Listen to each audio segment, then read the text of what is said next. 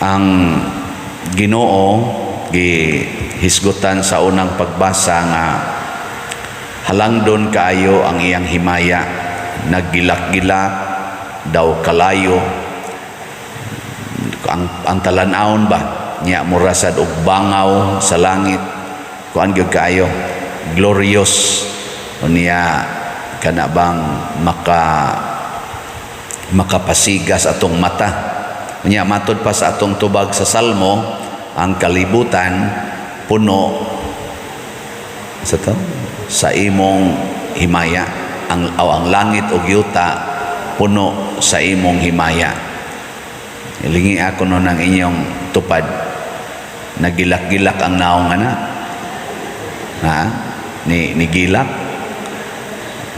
mura makita tag gubat karon pananglitan kanang Russia ug Ukraine, kaning tension sa China ug sa Taiwan, murag di tingali ta kakitag himaya as Ginoo no, murabag labi nag wa na ron saka na kay mga palaliton, krisis na kaayo ang atong panudlanan, murag makaingon ta murag magway himaya nga ni apagigasigig pamaligyag slat, murag sigig baligyag slat mo pay krisis kay tas tanan, makaingon ta nga murag way himaya.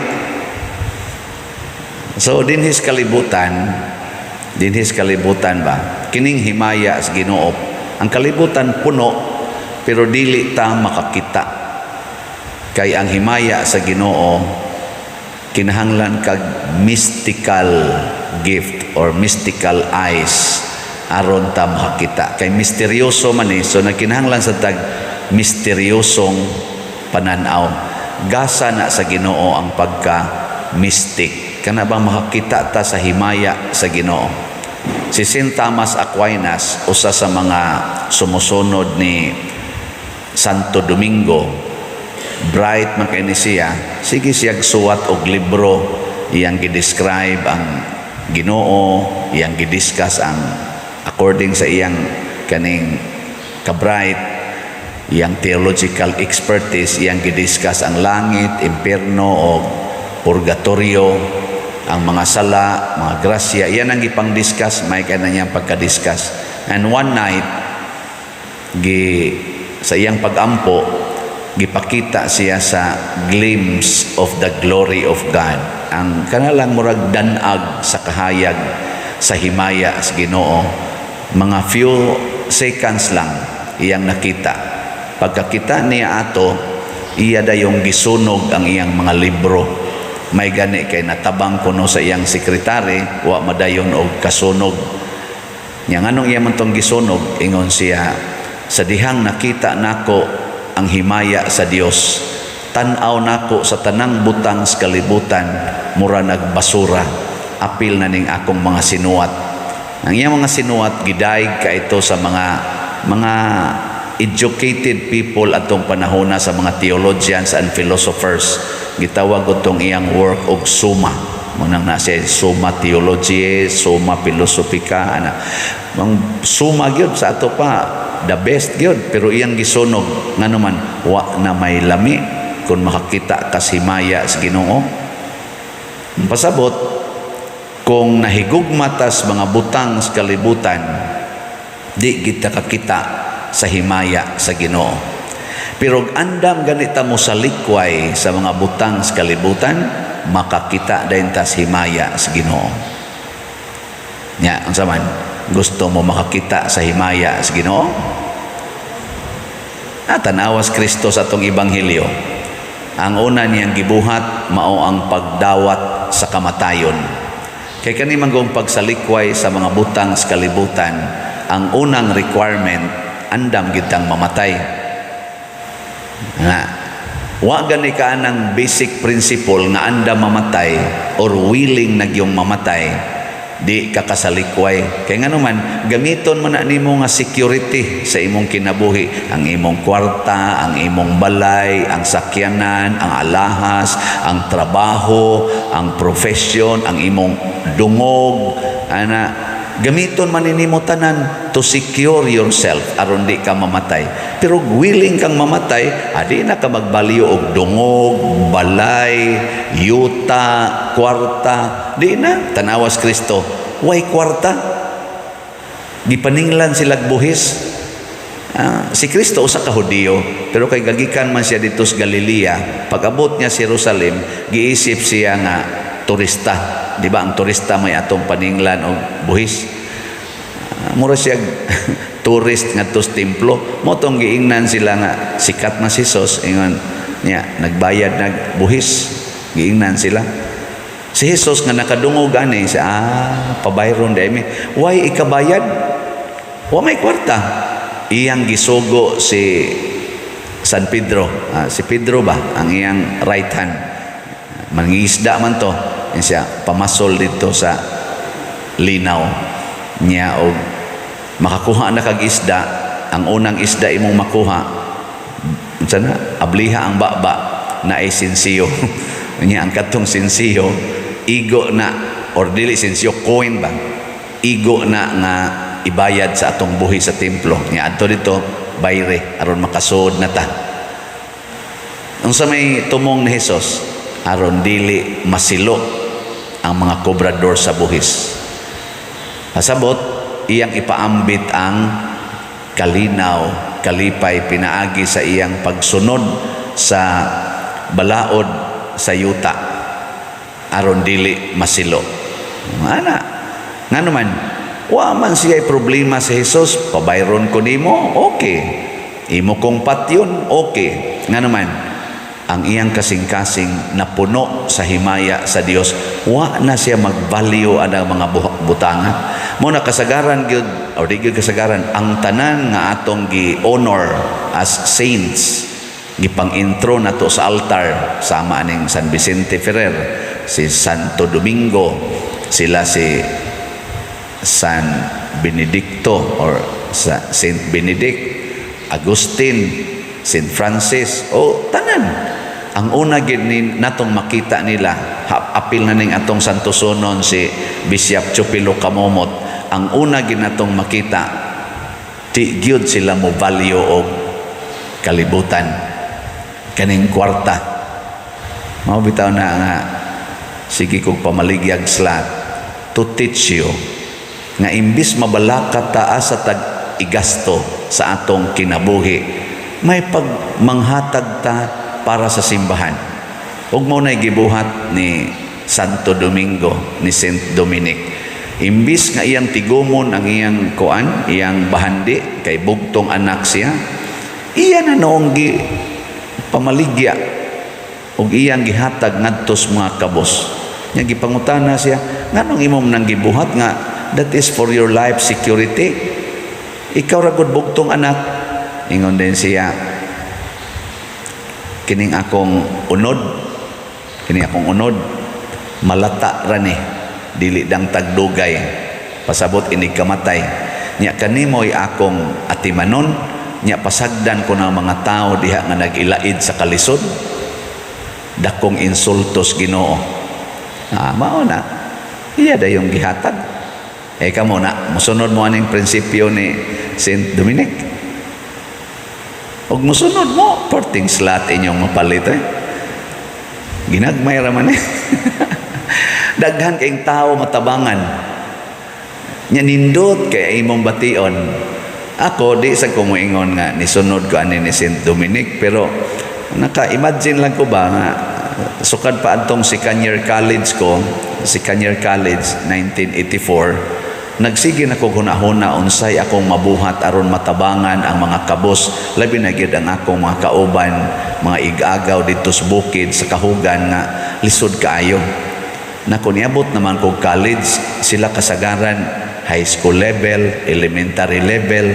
Nako ako ka silang tudloan nga maka-share ko aning akong nakatunan diri sa eskwelahan. Amo to, sugod kog organize dito og grupo. Nya sugod ato ang akong hunahuna kung na ako'y kwarta, ang organisasyon, kunya ang akong pamilya. Wa ako maghunahuna sa kong kaugalingon. Niya ako ning na-maintain hangtod karon. Pero apil sa nun ako gunahuna ang ako sang uyab, nasa ko'y budget sad para among kuyog-kuyog. Pero di kay ko maghunahuna sa kong kaugalingon. Nindot kayong bation. Hangtod ka labi na karon na pari na ko. Daghan na kayong kulikta. Nakita ginako kalahi ra gyud nga kanang di ta magbaliyo og kwarta. Lahi kayo di ay ang mahitabo. Si Saint Dominic sa iyang pagbaliyo sa kwarta, nakatukod siya nindot kaayo nga order of religious men and women nga karon gitawag na to mga Dominicans. Dako kay sila natabang sa kalibutan. Adin hilas Pilipinas, pila ka buk produkto sa University of Santo Tomas nga nahimong mga great people, great persons in our country and in the world. Perting grabiha espiritu na ni Saint Dominic. Ambot ang mga Dominicans karon og wa baka na sila magbalyo og kwarta. Og nagbalyo sila og kwarta, mga buangon na sila. Nga naman, ang ilang founder ingon ana pasabot ang kanini ang kinabuhi sa tao nga nagsunod sa Ginoo og nakasinati sa himaya sa Dios. Mawagtang gid ang iyang gugmas kalibutan ug ang gugma na niya para nas pag-alagad sa tanan. Una, pasalamat ta sa atong mga namalit og slots kay wa mo mahigugma aning inyong 1,000 or 10,000 or 20,000 na pagani ni palit og slot nga nihatag og $1,000.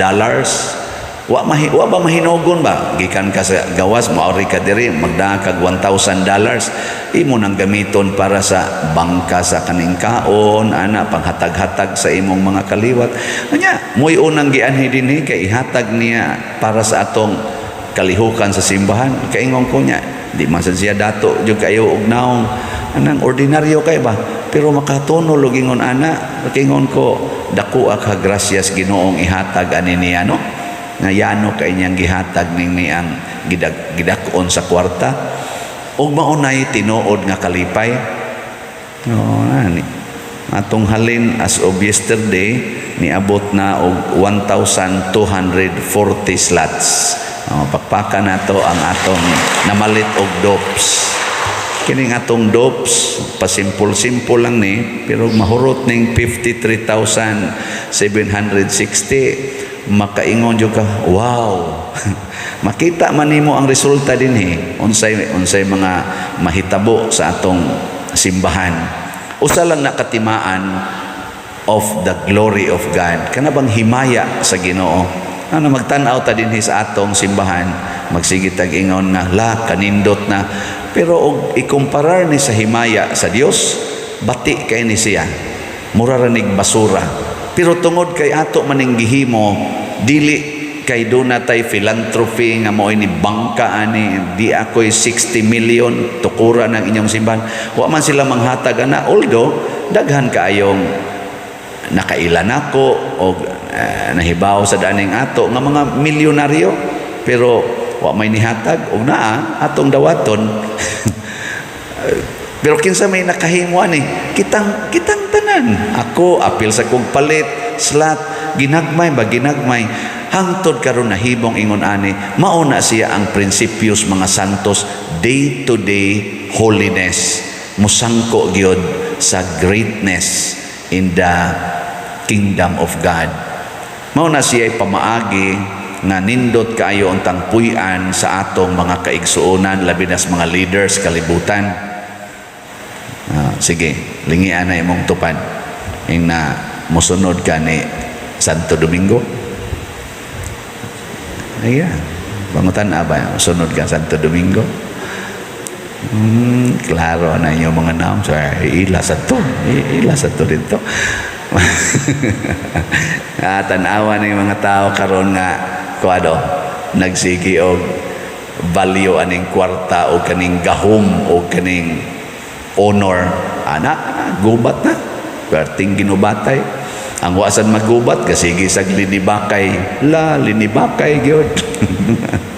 Hasta magpalabas og salida, libakon og maayo, dinautay. Grabihan naman po daan salida ra. Dako na jud kay nagbaliw ninyo. Nga naman, tungod lagi kasing-kasing, nga wa kasinati sa himaya sa Dios. Let us experience the glory of God. Unsaon? Biyai ang tanan. Sama ni Jesus, gibiyaan ang tanan, ug nagtudlo sad siya sa iyang mga kaigsuonan nga nagsunod niya, biyain ninyo ang tanan. Kining kuyog niya ngadto sa Jerusalem, pulosad ni namiya sa tanan, hasta San Pedro, iyang asawa, ang iyang pamilya, ang ilang panginabuhi, gibiyaan gid nila literally. Ug mao na siya ay makapahimo natong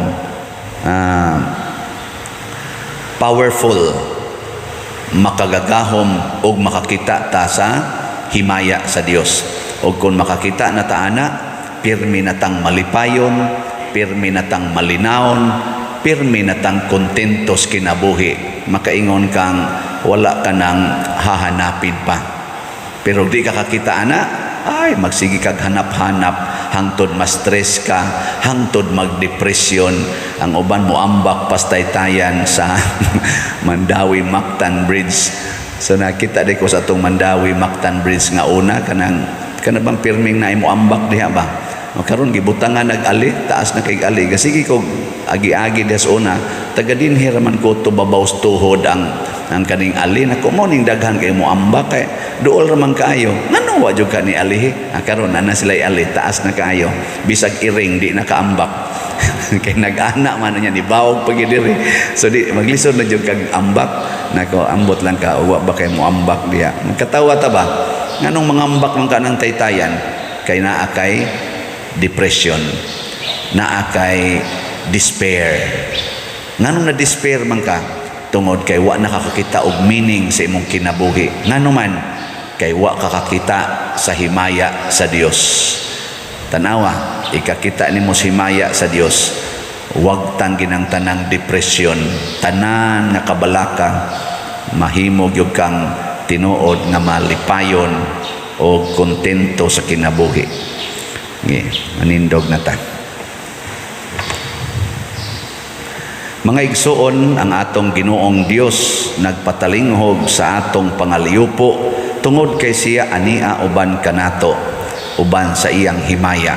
Busa masaligon kitang muingon, patalinghogi kami Ginoo. Patalinghogi kami Ginoo. Alang sa simbahang Katoliko, nga dili siya magmagulanon sa tanang matang sa pagsulay, hinunua kitang tanan magmabungahon diha sa gugma ni Kristo, magampo kita sa Ginoo. Patalinghogi kami Ginoo. Alang sa atong nasod, nga mapatunhay dinhi ang pagkamatinud-anon sa pagpangalagad, magampo kita sa Ginoo. Patalinghogi kami Ginoo. Alang sa tanang nangalagad, nga makatuna nila ang tiunay nga pag-alagad, magampo kita sa Ginoo. Patalinghogi kami Ginoo. Alang sa tanang nawad-an sa pagtuo, nga sila mahupay pinaagi sa atong pagpangalagad kanila, magampo kita sa Ginoo. Patalinghogi kami Ginoo. Nga si Halangdong Teofilo Kamumot, isipon sa Dios nga takos nga mabayaw ngadto sa altar sa mga santos, magampo kita sa Ginoo. Patalinghogi kami Ginoo. Alang sa mga proyekto dinhi sa atong simbahan nga pinaagi sa paggiya ni San Vicente Ferrer, magmalampuson ug mahuman unta sumala sa atong mga giplano o gipangandoy, magampo kita sa Ginoo. Patalinghogi kami Ginoo. Alang sa tanang mga benefactors o donors sa atong simbahan, nga mihatag og pinansyal ug laing-laing hinabang, ug alang sa mga nagtrabaho dinhi sa atong mga proyekto, nga hatagan unta sila sa Ginoo ug daghan pang mga grasya sa ilang kinabuhi, malikay sila sa mga kadautan, ug molampos unta ang tanan nilang mga paningkamot, magampo kita sa Ginoo. Patalinghogi kami Ginoo. Alang sa tanang nangamatay, nga makakita na sila sa kahayag sa panagway sa atong Ginoo, magampo kita sa Ginoo. Patalinghogi kami Ginoo. Amahan, wala kami mahimo kung wala ka. Sayod kami sa imong dakong gahom. Busa dawata kining among mga pangamuyo nga gituboy namo diha sa pangama ni Santo Domingo, pinaagi ni Kristo nga among Ginoo.